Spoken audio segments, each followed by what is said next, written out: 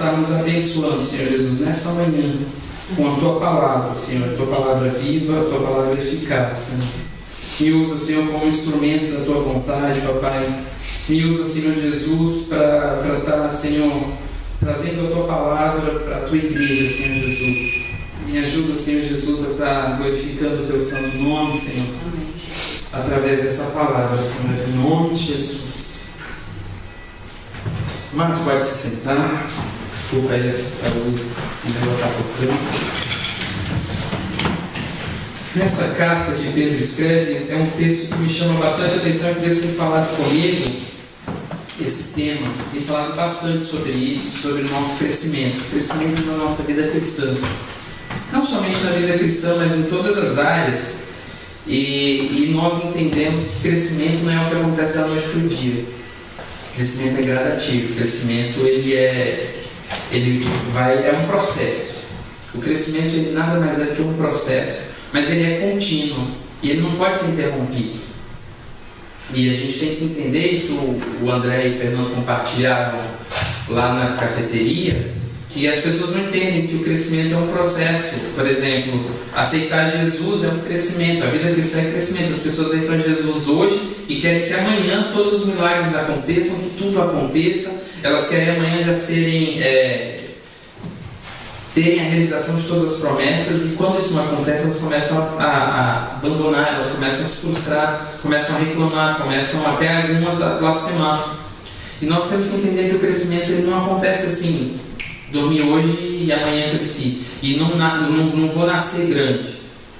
Na nossa vida cristã, se nós nascemos, como o apóstolo Paulo fala na carta que ele escreveu aos Coríntios, aquele que está em Cristo, nova criatura é, e as coisas velhas já passaram e tudo se fez novo. Não é que tudo vai começar de uma hora para outra, não. O que começa a mudar é você. Você tem que começar essa mudança em você mesmo. Você deve começar a iniciar esse crescimento. Você deve começar a iniciar esse processo na sua vida. E quando Jesus ele falava para Nicodemos, olha, é necessário que você nasça de novo, e ele não entendeu muito bem aquilo, ele achava que Jesus estava falando biologicamente, sendo que Jesus estava falando dele como pessoa. Jesus disse, olha, não é entrar no ventre da sua mãe, é nascer da água e do Espírito. É um novo pensar, um novo agir, um novo falar, uma nova maneira de se viver. E ele não entendeu que era desse novo nascimento que Jesus estava falando. E se nós estamos em Cristo, nós aceitamos a Cristo, nós nascemos de novo. E como todo bebê, nós temos que crescer. E esse crescimento vai ser gradativo, dia após dia. Porque ninguém nasce desse tamanho. O Fernando não nasceu desse tamanho, graças a Deus. Senão ele matava a Dona Vitória.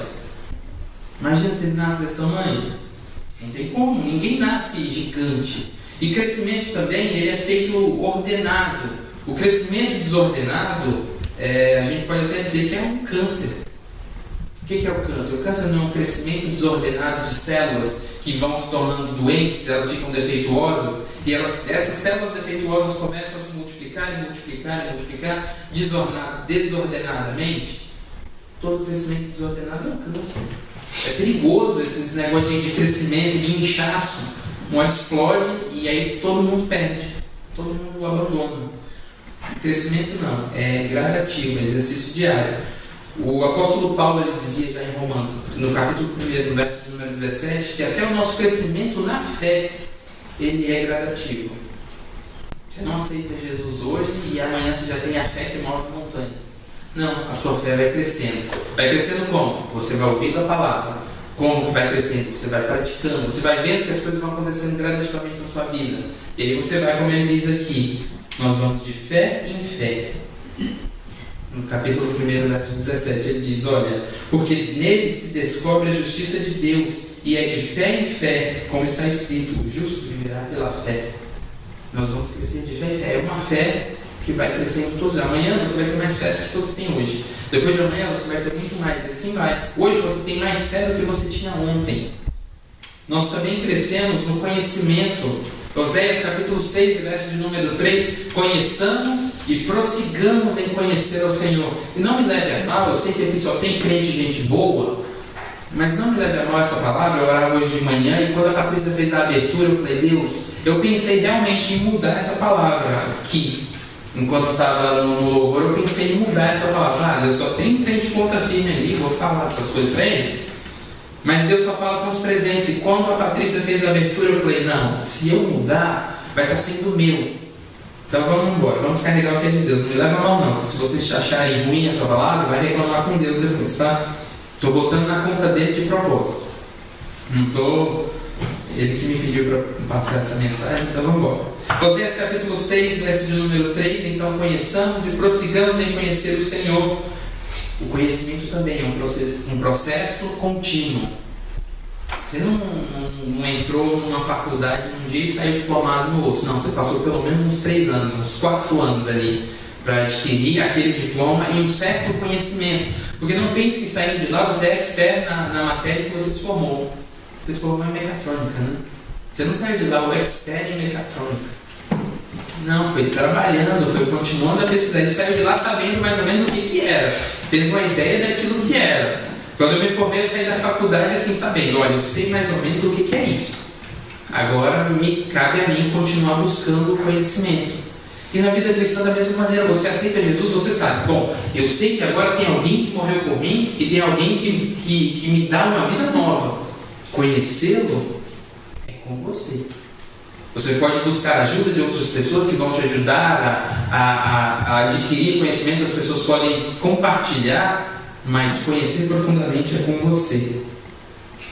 E a gente também cresce de glória em glória, como o apóstolo Paulo diz na segunda carta aos Coríntios, capítulo 3, verso 18. Mas todos nós, com rostos descobertos, refletindo como um espelho a glória do Senhor, somos transformados de glória em glória, na imagem como pelo Espírito do Senhor. Ou seja, nós somos transformados todos os dias, de glória em glória. E aí existe até um jargão crente, né? Nós vamos de glória em glória, de vitória em vitória. Mas é mais ou menos isso. Pode ser uma expressão do nosso evangeliquez, mas é bem verdade, nós vamos gradativamente. Não ache que hoje você faz um compromisso com Deus e que amanhã todos os seus problemas estão resolvidos. Deus não é Papai Noel. Deus não é raspadinha que você raspou, não é Mega Sena que você joga uma vez e ganha tudo de uma só vez. Não. Deus ele vai te entregando à medida em que você pode ir recebendo. Deus não vai dar nada que a gente não possa desfrutar, inclusive a presença dele. Se nós não estamos preparados para vivenciar a presença de Deus, nem isso ele vai derramar. Se você não está preparado para viver a intimidade com Deus, ele não vai derramar. Primeiro, porque ele sabe que se ele aparecer com toda a glória e o esplendor dele, ele vai te assustar e muito. Eu às vezes falo nas minhas orações, Deus, eu queria tanto ver a sua face, eu queria tanto ter algo especial com o Espírito Santo. E aí eu falo, Deus, eu sei que eu vou ficar com medo. Eu aprendi essa oração com Pedro. Falei, Deus, eu sei que se o Senhor aparecer com esse negócio, no início eu vou ficar com medo, Deus. Mas eu sabendo que é o Senhor, o medo vai passar. E aí, de repente... Mas Deus foi me falando, então comece a praticar alguns princípios. E eu decidi compartilhar. A importância de nós crescermos gradativamente na graça e no conhecimento. Os dois têm que andar juntos.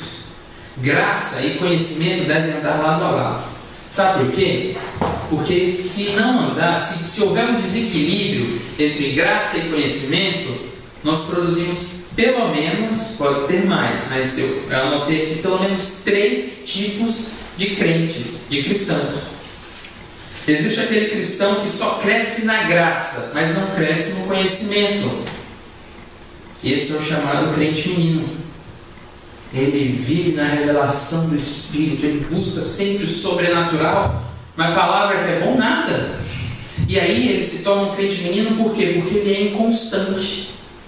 O verso 17 que nós lemos logo no início dessa carta de Pedro, da segunda carta que ele escreveu, o verso que nós lemos no início, o 17 fala, para que vocês não sejam enganados, para que vocês não sejam arrebatados. Vamos ler de novo. Vós, portanto, amados, sabendo isso de antemão, guardai-vos que, pelo engano dos homens abomináveis, sejais juntamente arrebatados e descaiais da vossa firmeza. Ou seja, o crente menino que só cresce na graça, ele não tem discernimento, ele não tem conhecimento da palavra. Então qualquer doutrina nova que aparecer e movimentar muito mais, ele vai atrás. Ele muda os princípios dele constantemente. E eu já preguei isso aqui alguma vez. Princípio, nós não mudamos. Nós mudamos tudo aquilo que é periférico, tudo aquilo que é irrelevante. Nós podemos mudar, mas princípios está ligado ao caráter. O nosso caráter não pode ser mudado. O nosso caráter deve ser segundo o caráter de Cristo. Então existem coisas do nosso caráter que não podem ser mudadas. Então princípios, assuntos que são de base, que são fundamentais, não podem ser mudados. E o crente menino, ele muda as estruturas, ele muda as bases, porque ele é inconstante, ele não tem discernimento.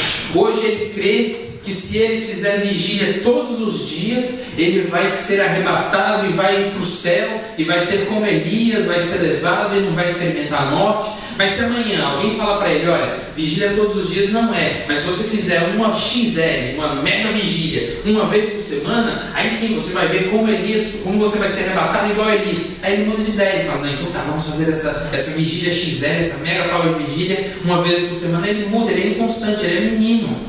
Ele não tem firmeza, ele não tem base. Cresceu só na graça e não cresceu no conhecimento. E a revelação, a graça, o espiritual, essas coisas sobrenaturais, eu não estou falando aqui que seja errado buscar. Muito pelo contrário, nós devemos sim buscar isso, mas não somente isso. Vocês entendem? Há um desequilíbrio aí.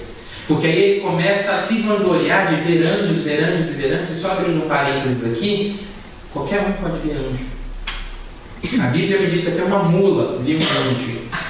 Por que a gente vai ficar se vangloriando de ver anjo? Por que a gente vai ficar se vangloriando de experiências que não é mérito nenhum nosso? Vem de Deus, é soberania e autonomia de Deus. Se Deus quiser mostrar um anjo para alguém, Ele vai mostrar para onde acabou. E eu vou ter que me orgulhar de ter visto isso? Eu vou ser mais santo do que alguém por ter visto isso? De jeito nenhum. Mas o crente menino é exatamente inconstante, ele espiritualiza tudo, tudo é espiritual.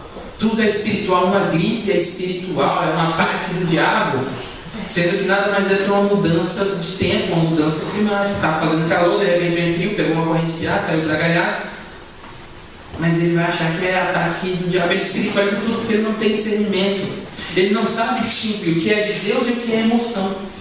Então ele cresceu só na graça e não cresceu no conhecimento. Mas também tem um segundo tipo de crente, que é exatamente o contrário, só cresce no conhecimento e zero graça. É o crente carnal. O crente carnal é só conhecimento. Ele conhece muito da teologia, mas não conhece nada dos mistérios profundos de Deus.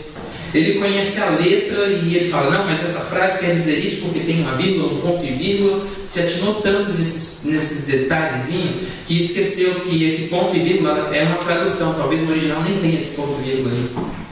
Ele fica se atendo a pequenos detalhes, ele racionaliza tudo e ele se torna um religioso e vamos falar num português bem claro, um chato. Quem que aguenta ficar perto de um cara desse? Quem que aguenta ficar perto de uma mulher dessa? Racionaliza tudo e outra, começa a julgar as pessoas e quer padronizar o agir de Deus. Não, Deus tem que agir assim porque na palavra dele está escrito que ele faz isso se você fizer aquilo. Então a fórmula é essa. E disso, não se assustem, você vê grandes nomes do Evangelho que são crentes carnais, e aí eles começam a soltar aí no mercado 7 passos para que a sua igreja cresça, 8 passos para se alcançar a prosperidade, 9 passos para o crescimento da sua vida espiritual. Ele teoriza tudo, e não é bem assim. Eu não estou descreditando essas obras, porque eu sei que muitas pessoas sérias escreveram bons livros e eles compartilham as experiências dele, mas você entende que o crente carnal, ele vai pegar isso e vai ter como verdade absoluta. Não, aquele livro que o cara escreveu de 7 passos para a prosperidade é exatamente tudo que eu tenho que fazer e vai acontecer tudo como está escrito ali, e ele esquece que existe algo que esbarra tanto no agir dele quanto na soberania de Deus. Nós lemos no domingo passado, Jesus ele é o sim, Jesus ele é o amém, tudo é dele, por ele, para ele. Ou seja, se Deus não quiser agir, não adianta você fazer 7 passos, 7 fórmulas. Existe a soberania de Deus. E nós não podemos padronizar o agir dele.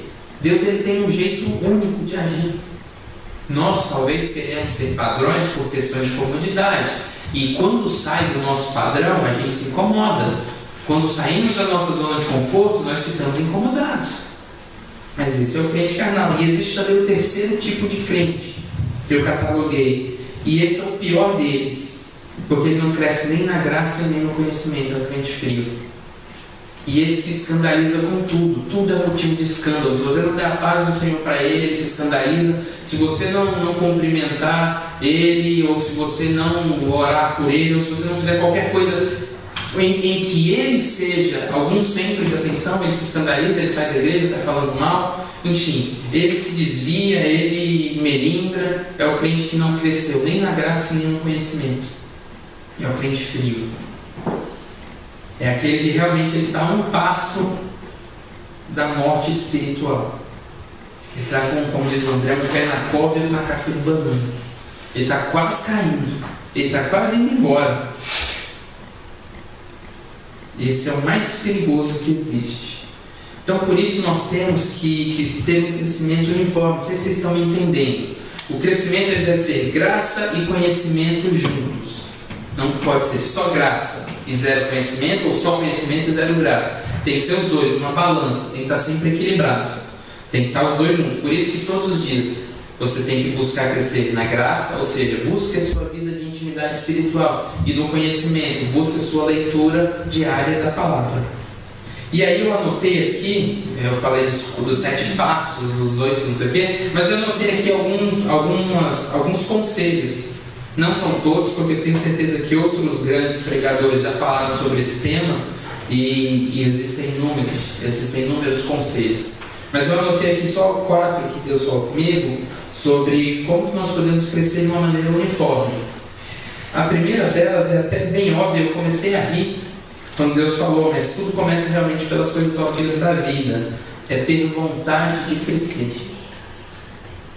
Nós só vamos crescer se tivermos vontade de crescer. Você não vai crescer na sua vida espiritual ou em qualquer outra área, seja profissional, seja acadêmica, se você não tiver vontade. Para você crescer na sua área profissional, você vai ter que ter vontade de se doar na sua empresa, de fazer o melhor, de chegar no horário, de respeitar os horários, de cumprir as tarefas, de estudar sobre o seu trabalho. Se você quer crescer na sua escola, na sua faculdade, você vai ter que buscar mais conhecimento sobre a matéria, tem que você querer. Se você quer ser o melhor naquilo que você faz, você tem que querer. Eu não conheço ninguém que é o melhor naquilo que faz, que não quis ser o melhor. Não, o conhecimento caiu de paraquedas no colo dele. De repente ele bebeu uma água mágica e pum!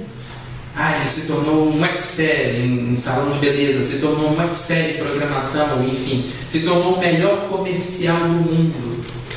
Não é assim. Nós vamos buscando pouco a pouco. Então, esbarra primeiramente na vontade de crescer. E o apóstolo Paulo nos ensina em Colossenses, no capítulo 3, nos versos de número 1 e 2. Ele diz assim: olha, se vocês já ressuscitaram com Cristo, buscai as coisas que são de cima, onde Cristo está assentado à destra de Deus, e pensai nas coisas que são de cima e não nas que são da terra. Ou seja, aquilo que ocupa a sua mente, com toda certeza, tende a dominar as suas atitudes. Grava isso. Aquilo que ocupa a sua mente tende a dominar as suas atitudes. Se você ocupa a sua mente com coisas erradas, as suas atitudes serão erradas. E a minha avó já dizia que mente vazia é oficina do cão, isso é verdade. Mente vazia faz besteira porque se ocupa com coisas erradas. Se você ocupa a sua mente com coisas que edificam, se você ocupa a sua mente com coisas que dão frutos, que frutificam, que são de verdadeira importância e que vai contribuir para um crescimento, se você ocupa a sua mente com isso, com certeza as suas atitudes vão colaborar para isso, para que isso se realize na sua vida. Então o apóstolo Paulo fala: pense nas coisas que são de cima e não nas coisas da terra. E quantas vezes a gente fica pensando somente nas nossas coisas daqui da terra? Como ganhar mais dinheiro, como pagar menos, como diminuir a despesa. A gente se preocupa demais com coisas que são tão óbvias. Como ganhar mais dinheiro, como economizar mais, como, sabe? E a gente esquece de detalhes que são eternos. Porque não adianta eu ganhar tudo aqui nessa terra. Quando eu morrer, o que eu vou levar? Me diz. Eu ganho tudo aqui, eu me torno o cara mais milionário do mundo. Eu me torno o maior doador, o maior investidor, pode ser até o maior investidor do reino, posso até ter boas intenções, mas se eu não me preocupar com o que vai acontecer comigo depois que eu morrer, para onde vai a minha alma, se eu não me preocupar com as coisas que são celestiais, com as coisas que são de Deus, com a minha salvação, com a salvação daqueles que me são próximos, que me são queridos, se eu não me preocupar com isso, de que adianta? Jesus já dizia: de que adianta o homem ganhar o mundo inteiro e perder sua alma? De que adianta todas as conquistas aqui na terra, mas a minha eternidade comprometida? Então, ter vontade de crescer, ocupe a sua mente com isso. Comece a pensar: eu preciso crescer espiritualmente, eu preciso crescer profissionalmente, eu preciso crescer como ser humano, como pessoa. Como eu posso ser um marido melhor? Como crescer nisso? Como ser um pai melhor? Como ser um cristão melhor? Existe sempre espaço na nossa vida para ser melhor. Sempre vai haver um espaço na nossa vida para ser melhor. Não chegaremos a um ponto perfeito nunca enquanto existimos aqui nessa terra. Não vai haver nenhum ser humano perfeito aqui na terra. Bota isso na sua cabeça. Eu não estou querendo aqui pregar fazer apologia já que ninguém é perfeito, todo mundo pode ser defeituoso, agora então vamos deixar correr solto. Não. Mas ninguém é perfeito, ninguém vai ser perfeito aqui nessa terra. Você pode buscar ser o melhor que for, ainda vai te faltar alguma coisa. Chega um rapazinho perto de Jesus, chega lá: Senhor, o que me falta para herdar o reino? Jesus fala: olha, você conhece os mandamentos? Falou: sim, eu conheço todos os mandamentos, eu tenho aplicado tudo isso desde que eu sou pequenininho. Jesus falou: tá, mas ainda te falta alguma coisa. Pega tudo que você tem, vende e dá para os pobres. Você quer ser perfeito? Pega tudo que você tem, então, vende e dá para os pobres. Quebrou as pernas do menino, porque o coração dele estava naquilo, tipo, eu sou bom, eu cumpro tudo para que as pessoas vejam que eu sou bom. Ele estava preocupado com aquilo que os outros iriam pensar. Ele estava preocupado com a sua fortuna, com seus ganhos, com seus bens. Ele estava tão preocupado com as coisas daqui da terra, e principalmente com aquilo que os outros iriam pensar, que ele esqueceu as coisas mais simples. Jesus deve ter falado isso para ele bem certeiro, assim, bem na ferida, para falar para ele: olha, todos esses teus bens não podem te comprar a salvação. Porque mais para frente nós lemos na Bíblia que parece até ser uma contradição, né? Ainda que eu desse todos os meus bens aos pobres, se eu não tivesse amor, de nada valeria. Parece ser contraditório com aquilo que Jesus disse, né? Não, mas é complemento. Porque mesmo que ele tivesse feito tudo o que Jesus tivesse dito: olha, então tá, Jesus, eu vou vender tudo e eu vou dar para os pobres. Aí o pessoal vai ver que eu sou realmente o cara, e Jesus vai com certeza me promover no ministério dele. Eu vou ser vice-presidente do ministério de Jesus. Eu vou ser co-pastor com ele. O pessoal vai ver que eu sou demais, que eu faço tudo à risca, que eu sigo tudo na linha, certinho. Sem amor, de nada valeria. Tudo que nós fazemos aqui nessa terra, se não tem amor, se não é com dedicação, se não é com o coração voltado para isso, é bobagem. É bobagem. Até levantar cedo e vir para o culto de manhã, se for só para vir me ver, eu não sou tão bonito assim. Eu não estou com esse boque todo, eu não sou tão legal. Tem dia que eu acordo mal-humorado, e hoje é um deles. Tem dia que a gente acorda assim, meio mal-humorado, meio assim. Então você levantou só para vir ver amigos, ou não adianta. Mas não, eu levantei porque lá eu vou adorar o Senhor. Lá eu vou demonstrar o meu amor ao Senhor. Lá eu vou demonstrar o meu amor aos meus irmãos. Lá eu vou receber amor que vem de Deus e que vem deles. Sem amor, nada adianta. Sem amor você pode fazer o que você quiser. Nada vale, é obra de legalista. Um segundo conselho para que a gente cresça está no Salmo 1, os 3 primeiros versículos. Bem-aventurado o varão que não anda segundo o conselho dos ímpios, nem se detém no caminho dos pecadores, e nem se assenta na roda dos escarnecedores. Antes tem o seu prazer na lei do Senhor, e aí está o conselho, e nela medita, de dia e de noite. Olha o resultado: será como a árvore plantada junto ao ribeiro, que as folhas não caem, o fruto dá na estação própria, tudo o que fizer prosperará. meditar na lei do Senhor de dia e de noite, ou seja, estude sistematicamente a palavra de Deus. Primeiro, tenha vontade. Segundo, estude e leia a palavra de Deus. Não adianta, gente. Eu sou franco e hoje eu estou mais franco do que nos outros dias. Se você não lê essa palavra e não está disposto a ler essa palavra, pede para sair. Não adianta. Se você não está disposto a ler a palavra de Deus, como você quer ser um cristão? Como você quer servir a Deus se você não está disposto a ler a palavra de Deus, que é a maior fonte de conhecimento de Deus? É a maior fonte que nós temos de conhecer a Deus. É aqui, gente.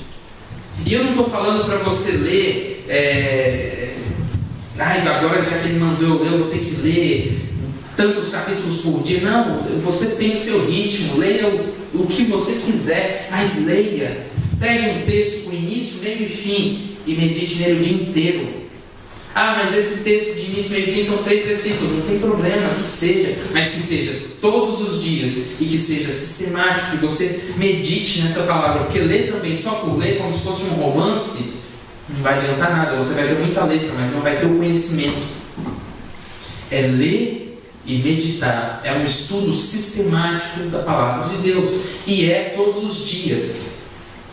O pastor Paulo vivia batendo nessa tecla e eu continuo batendo nela porque ele tem toda a razão. Todo mundo aqui toma café da manhã, almoço e janta? Amém. Todo mundo aqui faz pelo menos 2 refeições por dia, porque tem aqueles que pulam o café da manhã igual eu. Mas come todo dia. Não pode não tomar o seu café da manhã, mas almoça e janta. Uma das refeições é popular, mas você come todo dia. Todo mundo aqui bebe água todo dia? Amém. Você não bebe, Carolina? Cuidado, hein? Você sabia que o Alzheimer é uma desidratação do cérebro? É perigoso esse negócio de não beber água, mas você toma suco, toma líquido. Amém. Então ainda não é tão mal assim. Mas a água faz bem de vez em quando, tá, Nádia? Ela liga essa menina para beber água. Ainda mais agora no inverno. E a gente se vangloria disso. Todo mundo aqui respira. Estamos fazendo isso agora, não é? Fica de pé.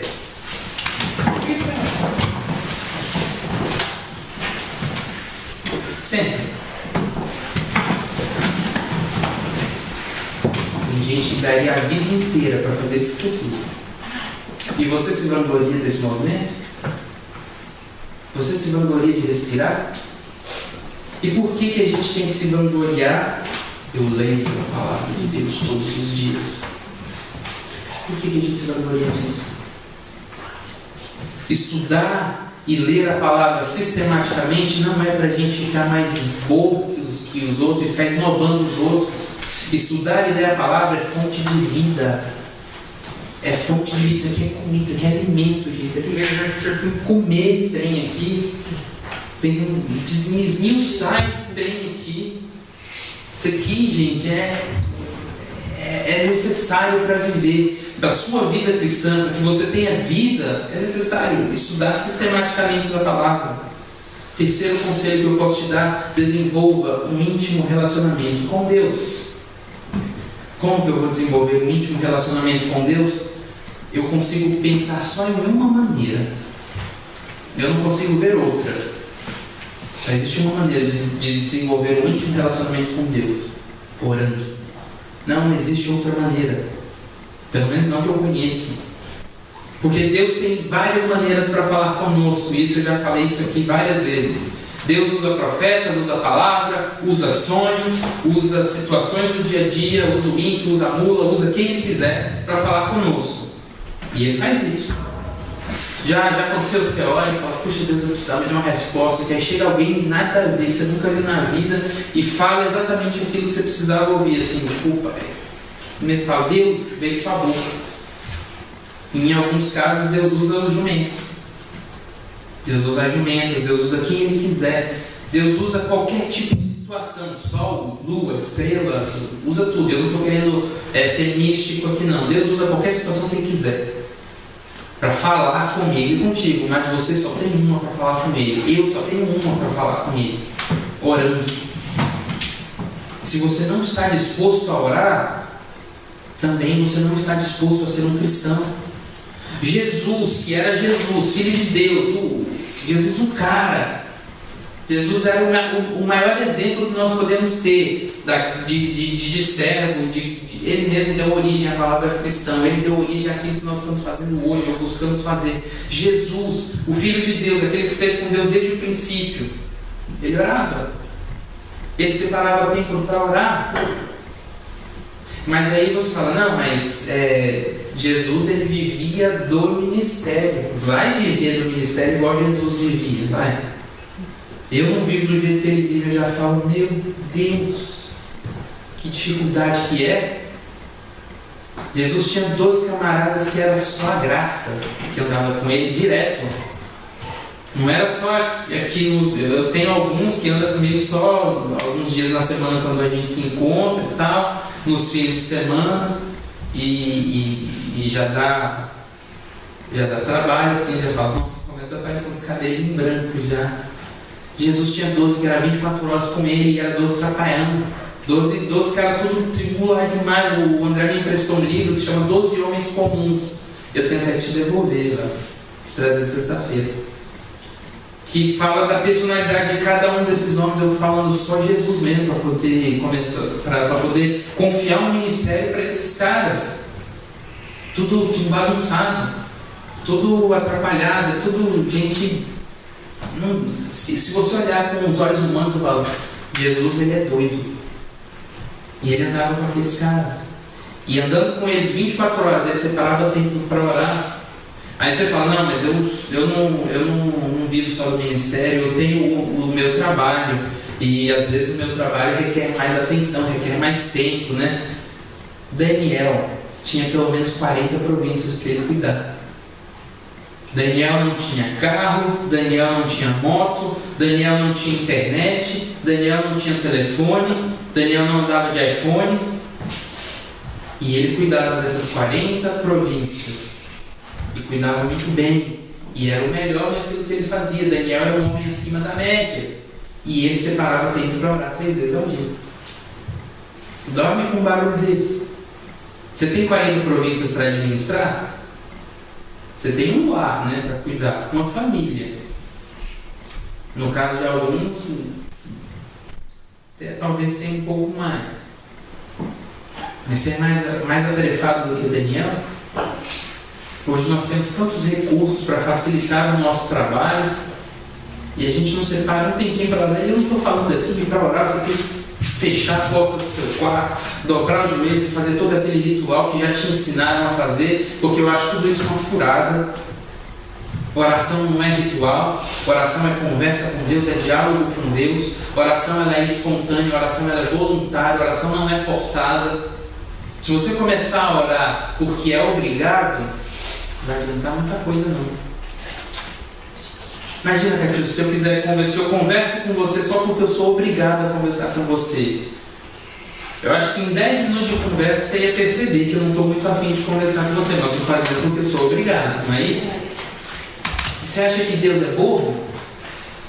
Se eu, que sou ser humano, estou conversando com alguém, eu sei que o cara não está muito afim de conversa, depois de alguns minutos, e olha que eu não sou onisciente, e Deus que é onisciente, Ele sabe aquilo que você vai dizer antes que você abra a boca. Você acha que Deus também não vai saber que você não está nem um pouco interessado em conversar com Ele, mas que você está fazendo só porque é obrigação, só porque alguém apontou o dedo para você e falou, você tem que orar, você tem que orar. É melhor nem fazer, né? Concordo. É melhor não fazer. Porque é a mesma coisa de não fazer. Sabe, nós temos que entender que não existe essa palavra tem que. Não tem que nada. Ninguém é obrigado a fazer nada. Deus, o Todo-Poderoso, não te obriga a servi-lo. Por que alguém aqui na terra quer te obrigar a fazer coisas? Nem eu posso obrigar você a fazer nada. Ninguém pode te obrigar a fazer nada. Se Deus ele é poderoso, Ele é o dono, Ele poderia. Mas Ele não faz, Ele espera que nós façamos isso livremente. Da mesma maneira, para desenvolver íntimo relacionamento com Deus, é orando livremente. É prazer. É necessidade. Já aconteceu de você estar doido para chegar na sua casa e falar, nossa, eu quero chegar em casa, eu estou doido para orar. eu preciso orar de um jeito, mas de um jeito mais, que extravase, que saia de dentro. Não sei se já aconteceu com você, mas comigo acontece muitas vezes. Quando você passa, principalmente quando você passa por uns perrengues, assim, que o seu dia está meio. Você tem vontade de matar um. O primeiro que aparece na sua frente, você dá um tiro nele. Você fala, eu preciso ir para casa orar, que é só Deus que vai me entender nesse momento. Porque às vezes nem na rua você não quer orar. Porque se você começar a orar, você extravasa e às vezes o pessoal vai ficar te olhando assim, você fica com um pouco de vergonha, você sai da unção. Mas já aconteceu assim, a necessidade de você orar, esse desejo tem que ser direto, tem que ser constante. Claro, existem orações a todo momento, você pode no seu trabalho estar lá conversando com Deus, e eu faço isso direto. Estou lá trabalhando, tá? E aí Deus, como é que eu faço essa parada aqui? Ah Deus, o Senhor sabe que isso pode dar pepino, então já me ajuda aqui a não dar, porque se der, eu vou ter que pedir ajuda para o Senhor, então já me ajuda agora, para não dar problema. Eu vou conversando com ele, vou falando, estou indo, agora que eu caminho mais ou menos 1 quilômetro todos os dias, para poder ir de casa até o metrô, isso é uma bênção, gente, como eu gosto. Tem ônibus para isso, mas eu gosto de ir a pé. Porque é bom, você vai passando pelas arvorezinhas, vai passando pelos parques, e aí você tipo, delícia, você vai conversando. Nossa, eu tenho orado quase todos os dias, indo pro metrô, voltando. É bom demais, né? Eu vou aproveitando esses momentos, mas existe também aqueles outros momentos em que eu quero estar só eu e Deus. Quero estar só Deus, eu quero estar só eu e Deus, e nada melhor para mim, isso é meu, nada melhor do que o meu quarto. Um lugar onde ninguém vai estar, ninguém, né, Carol? A gente tinha lá em São Paulo, graças a Deus, tinha 2 quartos em casa. Aí eu deixava ela dormir em um e eu ia pro outro. E às vezes eu fazia um tereré e levava para tomar um tereré com Deus. E ficava lá orando e conversando. Eu chamava aquele quarto de lugar do encontro. Era o lugar onde eu falava com Deus. Eu gostava assim, que às vezes ela estava na luz, às vezes eu não queria nem que ela estivesse em casa. E quando eu chegava às vezes cedo do trabalho, ela estava lá na biblioteca, ou estava na aula dela, e que ela não estava em casa. Aí eu mandava uma mensagem, você está onde? Ela, estou na USP. Eu já calculava, ela vai ficar 20 minutos esperando o ônibus, depois mais 20 para chegar. Olha Deus, eu tenho pelo menos uns 40 minutos aqui, só eu e Deus. Eu corria lá pro quarto, falava, Deus agora é Pai e Filho. E descia a lenha, falava, conversava. Botava para fora tudo que eu estava sentindo, principalmente se eram momentos de aperto, de angústia, de tristeza, porque para Deus eu posso falar. Deus vai me entender. Isso o evangelista André vive repetindo. Talvez alguém aqui na terra não entenda. Se você desabafa com alguém, talvez a pessoa não entenda. Mas se você desabafar com Deus, Ele vai te entender sempre. E é isso que Ele espera. Desenvolver um íntimo relacionamento com Ele é só orando. Orando nos momentos em que você quiser.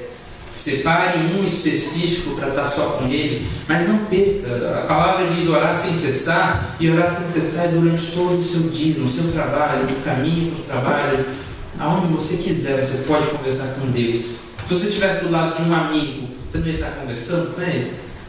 Se a gente fizesse o mesmo trajeto junto, Fernando, se a gente fosse vizinho, se tivesse dado certo, e a gente fosse vizinho, e a gente fosse pegar o metrô junto, a gente não ia conversar? Eu acho que sim, né? Você ia ficar calado. Eu ia ficar falando igual um tagarela, você ia ficar lá falando que ele vai calar a boca. Não, a gente ia bater o papo, ia conversar. A gente veio no caminho de lá de casa pra cá conversando. Tudo bem que hoje eu meio mal-humorado e falei pouco.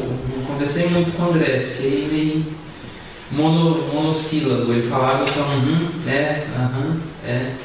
Mas a gente veio conversando. E com Deus é da mesma maneira. Deus está o tempo todo do teu lado. Deus está o tempo todo do nosso lado. É só porque a gente não vê, mas Ele está. Essa é a nossa dificuldade. Os nossos olhos pregam peças na gente. Ele está o tempo inteiro conosco. Não confie nos seus olhos. Confie nos olhos do seu Espírito. Deus está o tempo todo com você. Então converse com Ele. E o quarto e último conselho que eu posso dar Está em Tiago, capítulo 1, verso de número 22 até o 24. Esse eu queria que você abrisse, você vê que não é palavra minha.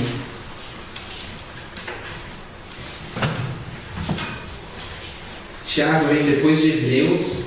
Você abre todas as cartas de Paulo, aí vai achar Hebreus e depois vem Tiago. Tiago, capítulo 1, versos de número 22 até o 24. Todo mundo achou? Diz assim, ó: e sedes cumpridores da palavra, e não somente ouvintes, enganando-vos com falsos discursos. Porque se alguém é ouvinte da palavra e não é cumpridor, ele é semelhante a um varão que contempla ao espelho o seu rosto natural. Porque ele se contempla a si mesmo, e foi-se e logo esqueceu de como era. Ou seja, ser cumpridor da palavra. Porque aquele que ouve a palavra de Deus, conhece a palavra de Deus, mas não pratica a palavra de Deus, é a mesma coisa de estar olhando para o espelho. Assim que você vai embora, seu reflexo continua lá? Não, você vai embora, o reflexo continua. Da mesma maneira, se você não é cumpridor da palavra, você lê, mas logo depois você esquece. Logo depois você nem lembra. Logo depois você nem sabe onde que está. Qual capítulo, qual versículo mesmo que está? Eu li na semana passada. Mas não cumpriu, não praticou. E aquilo que você pratica, você fixa. Quem aqui já estudou matemática? Todo mundo aqui passou por um professor de matemática, né? E não tinha uma série de exercícios que se chamavam exercícios de fixação? Vocês já tiveram esse negócio? E aí o professor ainda vinha com aquele discursozinho que hoje eu entendo. Gente, matemática é igual andar de bicicleta, você tem que praticar. Quanto mais você pratica, melhor você fica. E eu ficava, que sacola, que coisa chata. Mas é verdade, quanto mais eu fazia os exercícios, porque ele explicava a teoria. A fórmula é essa, você só tem que aplicar. Aí eu ia começando a fazer exercício e aí isso ia fixando na minha mente. Eu ia gravando as fórmulas, ia gravando as aplicações. E quanto mais exercícios eu fazia, melhor eu ficava. Da mesma coisa como o nosso corpo. Quanto mais nós exercitamos o corpo, mais vai fortalecendo os músculos. O cérebro também é um tipo de músculo. Quanto mais nós exercitamos, mais ele vai funcionando. Tem gente que tem medo de gravar as coisas por medo de acabar a memória, sabia disso? Tem gente que não gosta de gravar telefone, não gosta de gravar endereço, essas coisas. Não, eu anoto para não ocupar espaço. Como se o cérebro fosse tipo... só tem 1 GB de cérebro e já tem 99 megas, já tem 999 megas ocupado, não pode entrar mais nenhumzinho aqui, senão vai saturar o meu HD, depois eu vou ter que formatar, desfragmentar. Não, a tua memória não, você tem que usar esse músculozinho. Praticar a palavra de Deus, ser cumpridor da palavra e não somente ouvintes. Ser praticante significa praticar ela em todos os princípios da sua vida. Sabe qual é o melhor lugar e o maior onde graça e conhecimento estão juntos?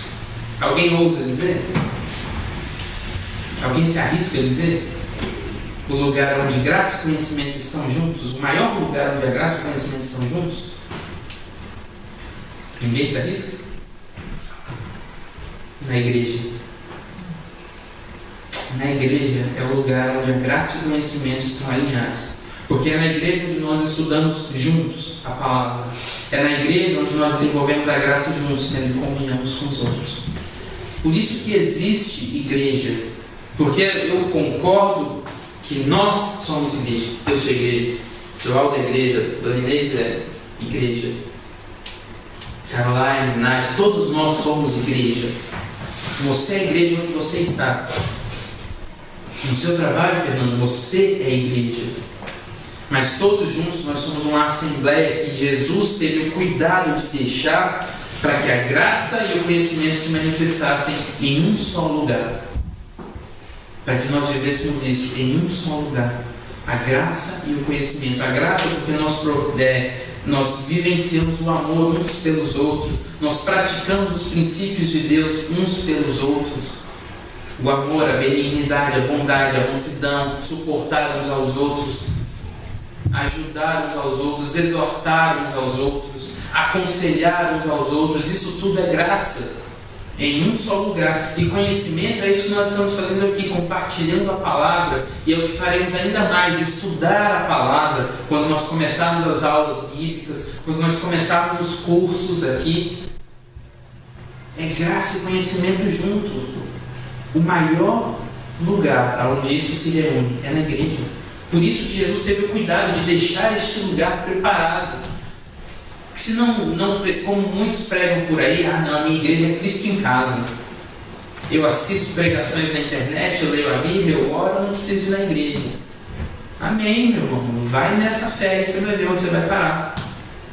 O pai da Marta, o pastor Joaquim, me deu o maior exemplo de igreja e deu um exemplo da aplicação prática da igreja, de por que ela é importante.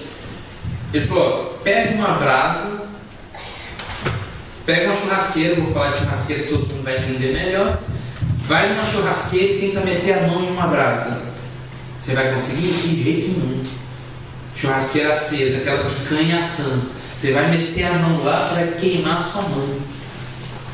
Você não consegue meter a mão ali. Mas vai lá, tira uma brasinha, deixa ela fora da churrasqueira, espera um tempinho. Depois vai lá e mete a mão na brasa. Você pode brincar com ela, você pode fazer o que você quiser. Ela apagou. Ela não está mais quente, ela não tem mais calor, ela não tem mais fogo, não tem mais nada dentro dela.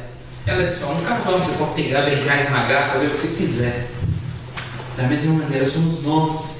A igreja é a churrasqueira, com muita picanha em cima, porque tem palavra. Fala de picanha, vocês gostam. Palavra. A palavra. A igreja é essa churrasqueira, recheada do alimento, da picanha, da palavra. Nós somos as graças. Porque o calor que há em nós é quando estamos juntos, conectados em graça, conectados em comunhão, cheios do Espírito Santo. Então o calor queima em todos nós. Mas se nós saímos da igreja e vamos para a nossa igreja Cristo em casa, porque agora eu só assisto pela internet, eu leio e eu oro sozinho e não vou mais para a igreja, você vai ser aquela brasinha que vai apagar e com certeza você vai ser algo muito fácil para o nosso verdadeiro inimigo, para ele brincar com a gente. E ele vai poder brincar e fazer o que quiser com você, porque você vai estar vulnerável. Mas enquanto nós estamos no Brasil, ninguém mete a mão. O que diz a palavra de Deus na segunda carta de Pedro? Aquele que é de Deus, o maligno não toca, porque ele está em Deus, permanece em Deus, vive em Deus. A outra explicação de que uma igreja ela é necessária: corta tua mão, faz esse teste, corta tua mão, vê se ela vai sobreviver. Você corta ela, deixa ela no canto e fala: pega o controle remoto para mim, irmão. Ela vai fazer isso? Não vai. O que vai acontecer com essa mão que você cortou? Ela vai apodrecer. Da mesma maneira, um membro fora do corpo não sobrevive. O que o apóstolo Paulo nos dá um ensinamento precioso quando ele fala da videira e dos ramos? Jesus é a videira verdadeira e nós somos o quê? Os ramos. Pega um ramo e bota ele para viver fora da videira. Não tem seiva, não passa. Logo ele seca e morre. Não tem vida. Se Jesus é a videira, nós temos que continuar o quê? Inseridos nela. Um membro fora do corpo não cresce. Você não corta o teu braço e vai: eu vou cortar aqui, ele vai crescer. Vou fazer a poda em mim mesmo. Vou podar para crescer. Não. Corta um membro seu, ele não vai crescer, muito pelo contrário, ele morre. E o pastor Hudson disse que a gente não pode excluir ninguém da menor igreja do mundo. E isso é bem verdade. Você não pode excluir membros de igreja porque você está condenando ele à morte. Você não pega um doente que chega num hospital e fala: vai embora e só volta quando você estiver curado. Muito pelo contrário, é no hospital que o doente busca a cura. Exclusão de membros, isso não existe nem nas maiores igrejas. Não é a maneira de se tirar o pecado do meio da igreja, porque isso a igreja tinha esse péssimo hábito: vamos tornar a igreja mais santa. Exclui o pecador, só fica coisa boa, só fica gente boa, só fica gente legal. E eu sei do que eu estou falando, porque na igreja onde eu aceitei Jesus era desse jeito. Você fica de banco, você fica de disciplina, se você errou de novo, você pegou o tomate de novo, fora, a porta da rua, serventia da casa. Eles excluem você do rodimento. Risca o seu nome do caderninho deles. Aí é muito fácil, né? Facílimo. Eles riscam, eu acho engraçado, ainda bem que risca do caderno deles, né? Não risca do livro da vida. Eles não podem. Não se exclui, porque um membro não cresce, ele morre. O que você tem que fazer? Pega esse gente boa e ajuda ele a melhorar, ajuda ele a caminhar. Você não pode se esquecer que um dia você também foi gente boa. Eu já fui desse gente boa que deveria ser excluído, mas não me excluíram e falaram, eu fico caminhando. E hoje eu estou aqui para a graça de Deus. Não se cura doente batendo, não se cura doente mandando embora. Não, é junto. Daí a importância da igreja, daí a importância de estarmos juntos na prática da palavra. Outra maneira de se praticar a palavra, pregue o evangelho. Mas pregue mesmo, pregue com força. E se você precisar, abre a tua boca para falar alguma palavra. Pregue o evangelho com as tuas atitudes. Pregue o evangelho dando exemplo. Pregue o evangelho sendo exemplo. E se derem oportunidade para você, aí você usa as palavras. Não é só com palavras que eu prego o evangelho, eu prego muito mais com atitude. De que adianta eu estar aqui bonito, de terno e gravata, com uma Bíblia, e falando bonito, ensinando e tal, e saindo daqui, eu não pratico nada do que eu estou falando aqui? De que adianta? As minhas palavras vão tudo pro saco. Vai tudo embora. Não serve nada. A pessoa vai olhar e falar, ele está pregando de dar glória, isso. Ou seja, não vale nada. Por que nós desacreditamos em políticos? Eles têm um bom discurso. De 4 em 4 anos eles têm um discurso bonito que dá gosto. Eles falam e a multidão se empolga e comícios e shows e tal.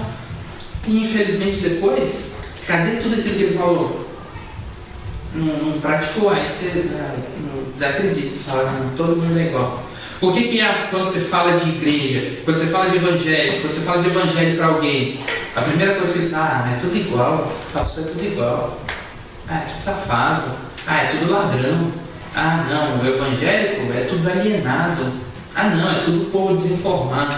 Por que você acha que essas coisas acontecem? Você acha que esses comentários nascem à toa? As más famas não nascem à toa. Infelizmente, existem muitas pessoas dando mau exemplo. Infelizmente. Nós não temos como impedir que as pessoas deem maus exemplos. Mas eu posso ser um bom exemplo. Não posso impedir que nenhum de vocês dê mau exemplo, mas posso eu ser um bom exemplo. E falar, olha, eles fazem parte de maus exemplos. Eu estou aqui para te mostrar que é possível sim. Você viver o evangelho, ser uma pessoa informada, você ser evangelho, pastor e não ser ladrão, você ser correto, é possível sim. Porque eu tenho um exemplo. Eu tenho Jesus. Jesus foi o maior exemplo de um ser humano aqui nessa terra. Eu tenho esse exemplo a seguir. Eu não posso impedir ninguém aqui de dentro de dar mau testemunho, mas eu posso ser o exemplo que eu quero seguir. Eu posso ser essa mudança que eu quero no mundo. Nós podemos ser, cada um de nós, quer que as coisas no mundo ao seu redor mude, comece por você mesmo. Comece você, sendo você a mudança que você quer para o mundo. E não se importe, mas fulano não faz, problema de fulano. Você faz. E a partir de você as coisas vão começar a mudar. Jesus, ele adotou essa tática. Jesus, ele veio num mundo onde a frieza espiritual estava grande dentro do povo de Deus. O povo escolhido de Deus, os judeus, estavam vivendo um momento de apostasia, de frieza, de religiosidade. E Jesus viveu nesse meio e mostrou que era possível. Jesus falou a verdade para todos eles. Jesus pregou a verdade com os seus exemplos e com as suas palavras. Nós devemos ser os mesmos. Seguir esses exemplos de Jesus. E aí sim, nós vamos ver o crescimento nas nossas vidas. Você vai ver a sua vida cristã crescendo, você vai ver a sua vida profissional crescendo, você vai ver a sua vida sentimental crescendo, você vai ver tudo crescendo na sua vida, se você praticar esses princípios que nós aprendemos hoje. Amém? Amém. Fica de pé, eu queria orar.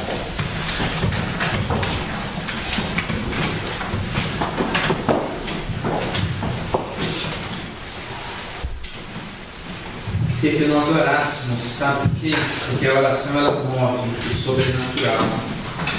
Mas a oração feita com fé, a oração feita com a certeza de que Deus está nos ouvindo, a oração feita com a certeza de que Deus está do nosso lado e a oração feita com a certeza de que isso pode acontecer.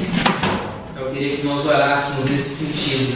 Realmente, se você tem algo que você precisa se arrepender, vai fundo, o momento é agora. Aí no seu lugar, não precisa vir aqui na frente, nós vamos estar orando todos juntos. É você e Deus. Olhe agora e apresentando a Deus tudo aquilo que você precisa crescer, tudo aquilo que você precisa mudar, tudo aquilo que precisa ser transformado na sua vida. Nós não somos perfeitos, nós precisamos sim de viver essa transformação todos os dias. Ninguém aqui dentro dessa sala, nem mesmo eu, ninguém aqui é santo. Não é porque eu sou pastor que eu sou melhor do que ninguém aqui. Eu fui nomeado pastor pela graça de Deus e por doutrina dos homens, chamado de Deus primeiramente, mas seguindo também uma doutrina dos homens. Doutrinas são contestadas, chamado não. Por isso que eu aceitei. Se fosse somente doutrina de homens, eu não teria aceitado. Mas não me faz ser mais santo do que ninguém. Eu tenho tantos defeitos, ou até mais defeitos, do que vocês.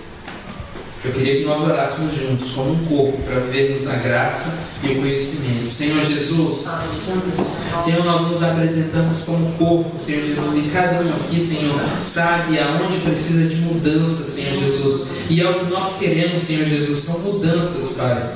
Deus, nós não queremos discursos prontos, Senhor. Nós não queremos, Senhor Jesus, nenhum discurso, Senhor Jesus, nenhuma oratória, nada, Senhor Jesus, que sejam fórmulas prontas que não tragam mudança, Senhor Jesus.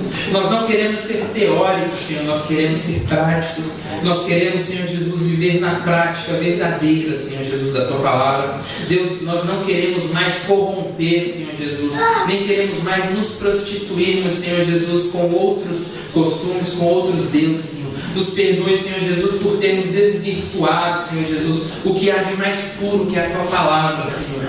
Nos perdoe, Senhor Jesus, por nos desviarmos de um caminho tão puro e simples que o Senhor pede para que nós caminhemos, Senhor. O Teu caminho, Senhor Jesus, que é estreito, ele é estreito de propósito, Senhor, para que nós não nos desviemos dele, Senhor Jesus. O Senhor nos dá essa facilidade do caminho estreito para que a gente possa continuar sendo reto, Senhor, sempre reto, indo adiante, indo para frente, Senhor.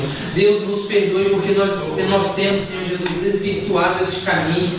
Senhor Jesus, nos perdoe porque nós temos envergonhado o Teu Evangelho, nós temos envergonhado o Teu nome, Senhor Jesus, como nosso mau testemunho. Que isso mude, Senhor Jesus, que isso mude em nós, que nós sejamos a mudança que nós queremos para esse mundo, Senhor. Que nós sejamos as mudanças, Senhor Jesus, que tanto desejamos, Pai. Mude em nós, Senhor Jesus. Mude em nós, que nós possamos dar espaço ao Senhor para transformar nas nossas vidas tudo aquilo que precisa ser mudado, Senhor. Deus, eu te dou toda a autoridade, Senhor Jesus. Eu te dou toda a liberdade, Espírito Santo. Eu te dou toda a liberdade, Senhor. Fique à vontade, Senhor. O Senhor tem todo o controle para sondar na minha vida, Senhor Jesus, e mudar tudo aquilo, Senhor Jesus, que precisa ser mudado. Jesus, eu começo pela preguiça, Senhor Jesus. Eu começo pelo comodismo, Senhor. Tira de mim, Senhor Jesus, a preguiça, o comodismo, Senhor Jesus. Senhor, que eu seja mais determinado, que eu seja mais, Senhor Jesus, focado em Ti, Senhor Jesus. Deus, não me deixa perder a visão, Pai. Tenha liberdade para mudar em mim muito mais coisas que precisam ser mudadas, Senhor. Tenha liberdade para mudar em mim, Senhor, tudo aquilo que o Senhor acha necessário mudar. E mesmo que isso seja desconfortável, Senhor, no início, eu tenho certeza, Pai, que faz parte da Tua boa, perfeita e agradável vontade para a minha vida, Pai. Deus, em nome de Jesus, que o Teu querer soberano seja cumprido e seja realizado em cada um de nós, Senhor. Que possamos verdadeiramente aceitar, Senhor Jesus, o Teu chamado para as nossas vidas, aceitar, Senhor Jesus, os Teus planos para as nossas vidas, Pai, aceitar, Senhor Jesus, o Teu querer para as nossas vidas, e não mais ficar inventando, não mais ficar forçando, e não mais ficar, Senhor Jesus, subentendendo coisas que o Senhor não disse, Pai, ficar tentando ouvir coisas que o Senhor não falou, ficar tentando viver situações que o Senhor não aprovou, Pai. Em nome de Jesus, tenha liberdade, Senhor, para mudar em nós tudo isso, Senhor, porque nós queremos ter, Senhor Jesus, a mudança para este mundo, para essa nação, para essa sociedade, para este planeta, Senhor. Nós queremos sim, Senhor Jesus, ser a mudança que nós precisamos ter, Pai. Nós queremos, Deus, que o Teu Evangelho, Senhor, seja vivido, Senhor Jesus, que nós venhamos a viver o Teu Evangelho da maneira mais pura, Senhor Jesus, da maneira mais original, da maneira mais verdadeira possível, Deus, sem corrompermos os Teus princípios eternos, Senhor, e isso doa que doer, Senhor, que os Teus princípios jamais sejam mudados em nós, que nós não venhamos a deturpar a Tua palavra e nenhum dos Teus princípios eternos, Pai. Em nome de Jesus, Pai, mude em nós o que o Senhor precisa mudar, em nome de Jesus. Amém e amém.